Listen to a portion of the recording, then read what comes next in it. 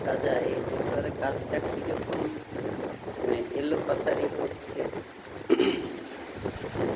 সেই আল্লাহরই দেওয়া কারো কারো মনের ঝড়, সেটা বোঝার উপায় নেই। মনের অন্ধকারে এরকম ঝড় পড়ে যায়, সেটা অনেক কঠিন।